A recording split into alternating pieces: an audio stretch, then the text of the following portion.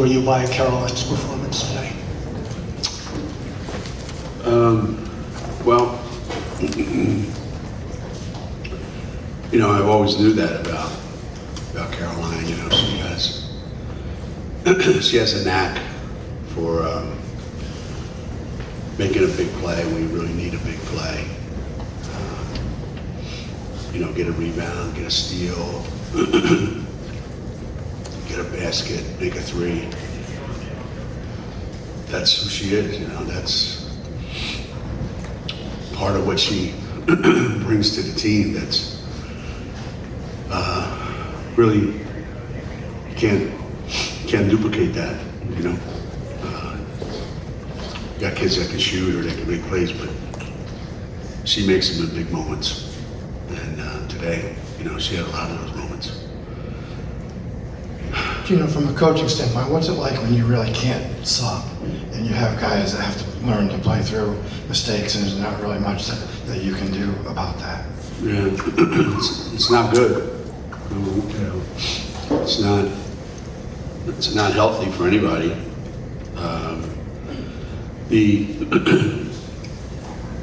The biggest thing is not being able to bring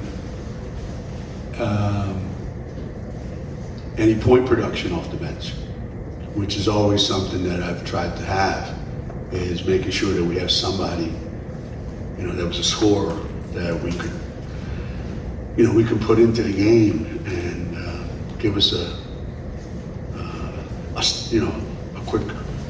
quick jolt. And right now, in a game like today where you really needed offense, it was tougher than usual. You know, games like the other day where, you know, the offense was flowing and things are going great.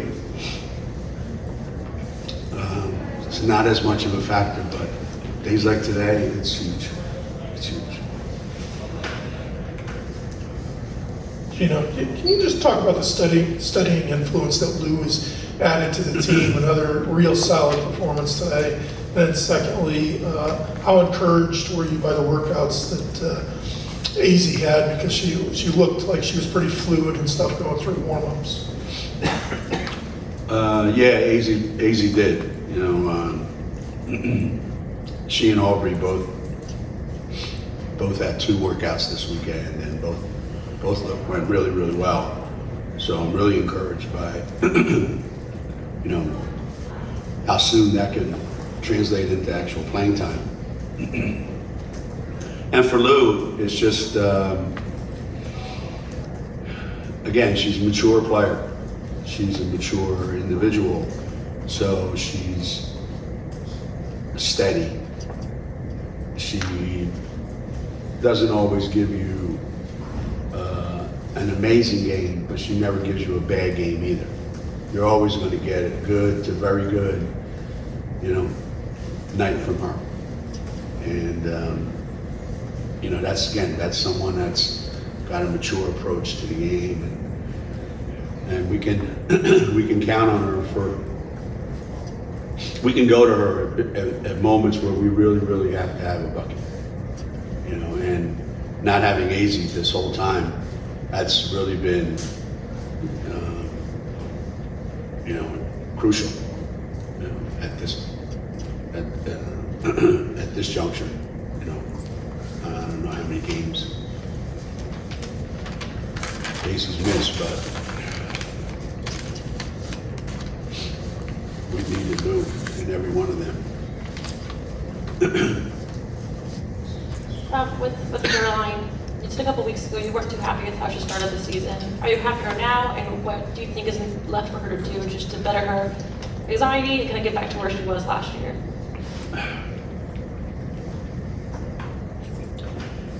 Yeah, you know, it's taken Caroline a while.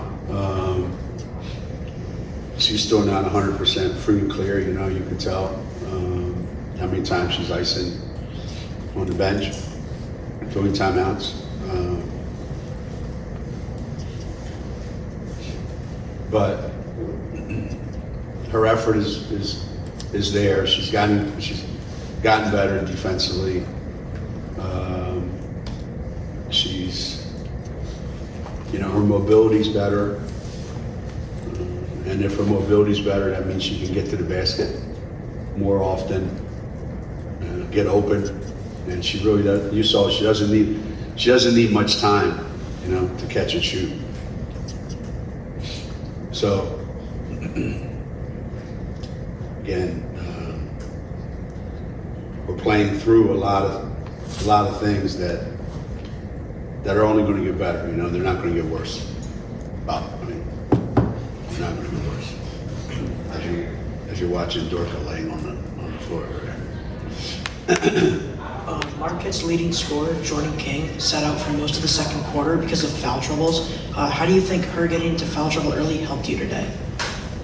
Well, anytime that your leading scorer or somebody who you depend on, can't be in the game, that's a huge negative for them, and it's a great plus for us. And that's probably the best way to defend a really good player, right? Get him in foul trouble.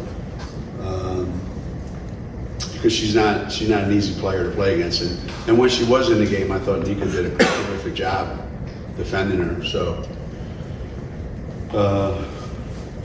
you go in with a game plan all the time, and obviously trying to limit her production was a big part of that.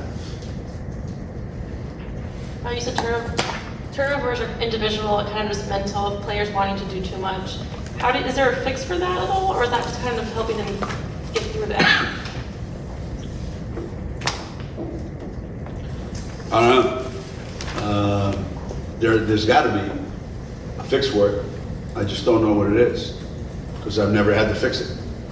So, there's been times in the past where we've had, crazy games, early in the season, but not at this point where we're still making some of the, decisions that we're making with the ball. It's just, and it goes over into shot selection as well. You take a bad shot, an ill-advised shot at the wrong time, that might as well be a turnover. So it may look like we have 15 or 17 on a given night. Could be 25 if you add in all the poor decisions that you make. So it's all about decision making, and it's an ongoing thing, especially with our team where I don't like to do it, but you have to limit what you do and make sure that you don't pass it a lot. That's one way to not turn the ball over. Don't pass it. Just come down, go pass, shoot it. That's usually the fix that we have. Because there's a danger to the other side if you're not careful. Is, hey, we got to take care of the ball better. We've got to make better decisions with the ball. Can't take poor chances.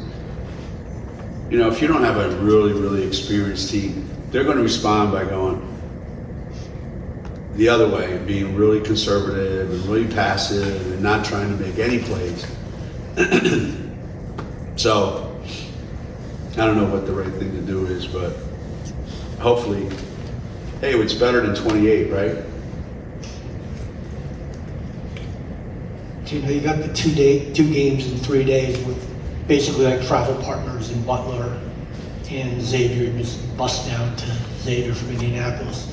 Would you like to see that more on your schedule? I know it's not there this year, obviously, but maybe in the future, maybe like when you played DePaul, you play Marquette. When you play Georgetown, you play Villanova. I know Creighton doesn't have a travel partner, but Right. certainly, like Butler and Xavier. Would you like to see that more often, and that maybe puts more space between games?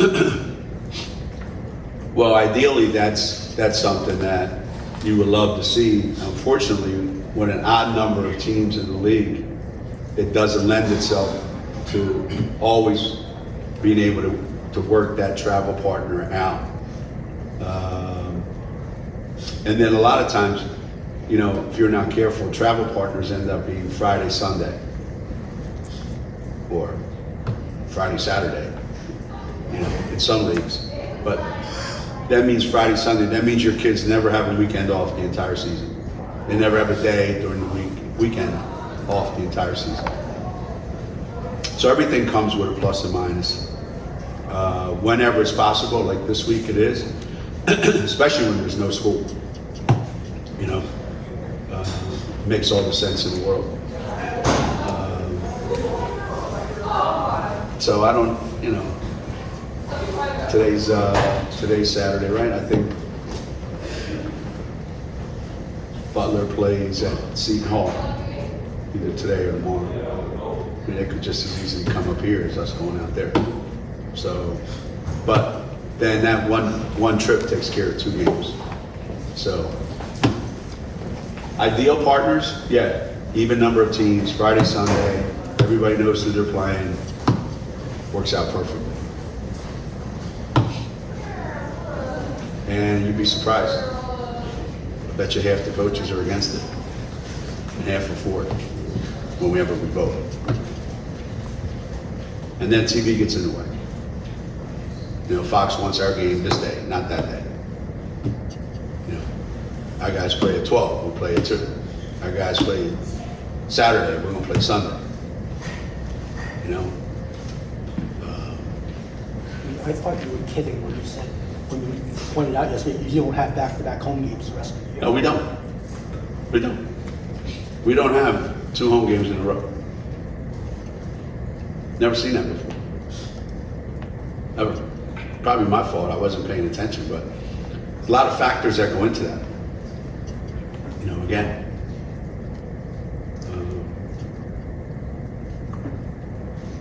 a lot of teams can't handle 2 games at home. Fortunately, we can. You know, we can handle a game at the XL and a game here.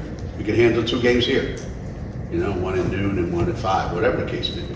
But not every school is equipped to do that.